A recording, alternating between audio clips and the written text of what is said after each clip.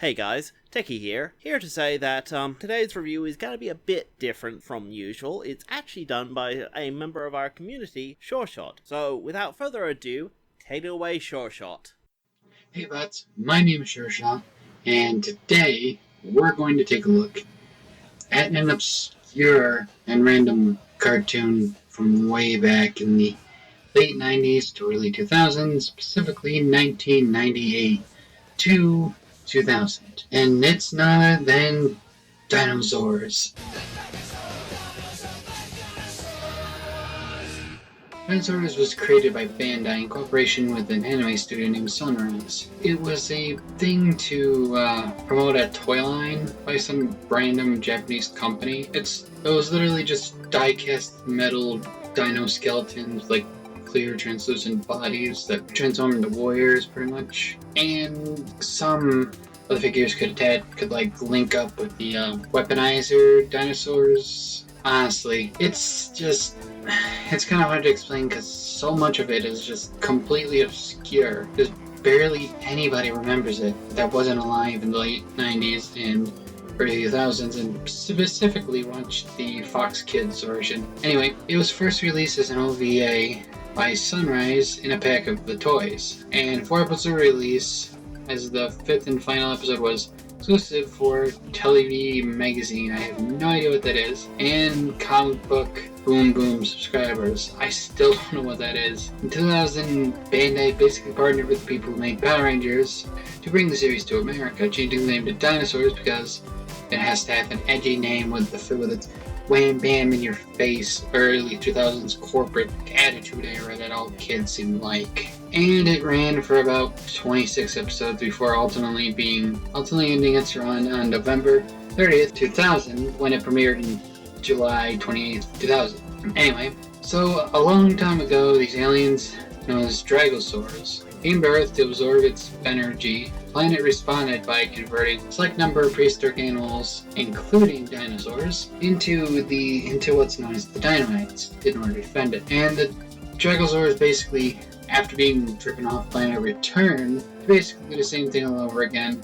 And these two kids, just the main cast of Dino Knights. So the characters are Dino Tyranno, the leader. Second in command is Dino Brachio. Basically your typical old and wisest of the Dino Knights, preferring to use his words rather than his giant acts of valor. Yeah, like...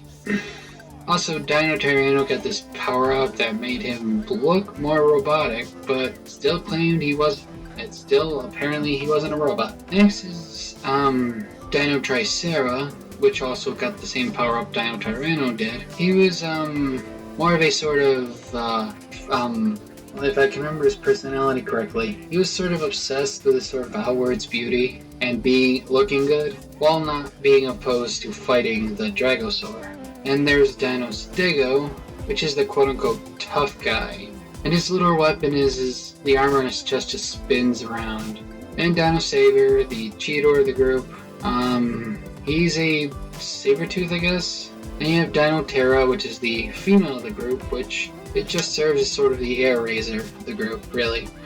She throws a boomerang. And then rounding off the Death Core Dino Knights is the Dino Mammoth. Now this Wikipedia article, that I'm looking at, says that he's a very sane and competent member of the Dino Knights. But that's all. There's like very little information on each character, which makes this whole entire thing hard. Because as I said, there was no really big fan base to document this stuff years later that remember it and look back on it fondly. I mean, I even think one of the two kids, one sounded like a fully grown woman, and the other one actually sounded like a kid. Hello? Tyranno! I just wanted to say, you saved me. And everything else. Thank you. The only one who deserves to be thanked is you, Kaido. I could look it up if you decide to find an episode, but as we're moving on to sort of the subgroup, is the Centaur brothers, which are Dino Centauro, Toro, and Straussoro? Yes, basically they're two sword-wielding Dino Knights that just form into a big old dinosaur combiner, Dino Tri-Blades. Honestly, it's just so confusing, and just really looking back on it, even back then, the CG was really jarring because everybody wanted chrome and translucent. It's like they're really weird.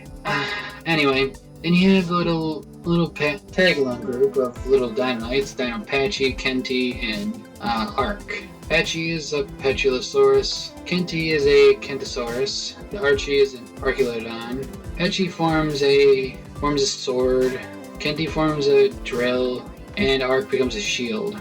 Ark, which he calls the Ark Bone Shield, I guess. Then there's Dino Ethio, which is basically the secondary female that can fight underwater. It's, I can honestly just, the more I look at all this information, and how, it just reminds me of just, how convoluted this thing was. Even if there's very little information known about its English production, all it's really been able to, be salvaged of anything really of the show, aside from YouTube re-uploads of their videos, are the character names and descriptions of them. And I'm not going to go too much into other characters because we'll be here forever. They're basically Diamond Ruga, which is the Hive Queen of the whole group. Giga Tyranno, this Megatron but without any ability. Dragowing, the first field commander of the Dragosaurus armies. He's basically the one to save the main villain's tiny form by the end of the series as they flee Earth. Evil clones of the dinosaurs, Dino Knights, and the humans. Kanto Tatsuno, who's a teenager who's interested in helping his father. Father sees the Dragosaurs in life force, reawakens silence, blah blah blah. His friend also finds out.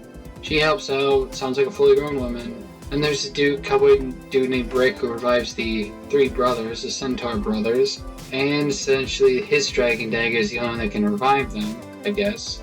Dr. Naomi Abram, which basically she's the kind of character just I've witnessed a certain situation, but we're just gonna think it's a dream.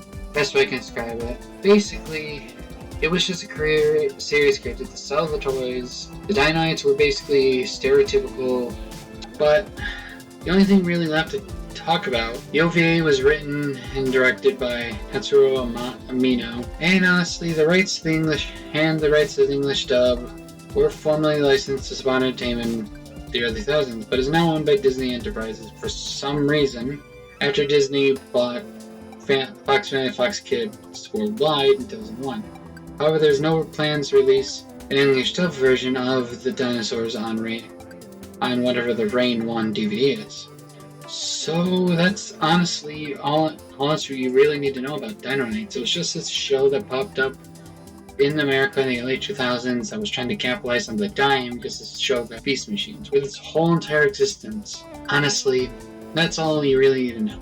Now, I am SureShot, and I even forgot how to end my. This is SureShot signing off. And remember, everybody, like and subscribe for more content. And once again, remember, by controlling the web, I control the world. And transmission.